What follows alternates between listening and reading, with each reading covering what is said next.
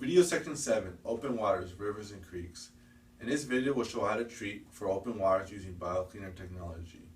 Some of our common problems in open water is that there is eutrophication or loss of aquatic organisms, which leads to the destruction of a local ecosystem.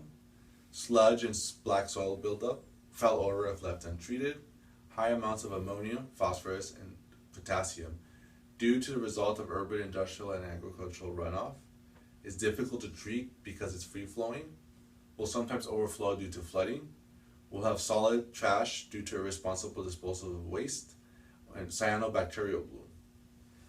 This is a typical flowchart of a river and how biocleaner will treat this river. Now usually to design, we need a flow rate.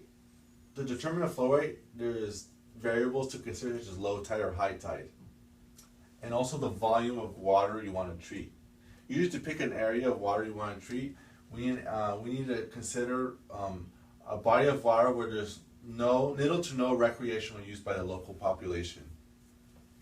To determine the number of units, we need the length of a section of river we want to treat and the width, and also the depth. So we get the volume by multiplying the length, the width, and the depth. So we have a volume, and to get the hydraulic retention time of this given body of water, we need to divide by the flow rate. So here we have our HRT. HRT will also influence due to the time of our microbes can propagate and treat those contaminants before discharging to the other section of the river. We usually determine the number of units. We use an area of influence of 2,000 square meters. So if you have the area of the zone you want to treat, you can just divide it by the area of influence and you have your number of units. To install the units, we recommend to install at the bank of a river where it's easy access to maintenance.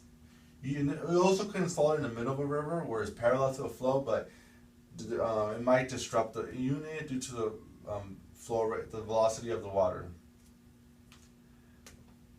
Usually if it's perpendicular to the flow, our microbes can propagate and we could start denitrifying the contaminants. We form a biobed underneath where our denitrifying microbes can break down the nitrates to nitrites to nitrogen gas.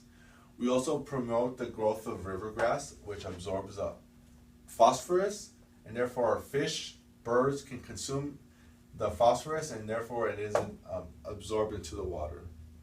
Also we promote chlorella. If it's cyanobacteria, our microbes can outcompete the food source for the cyanobacteria and we eliminate the blue-green algae.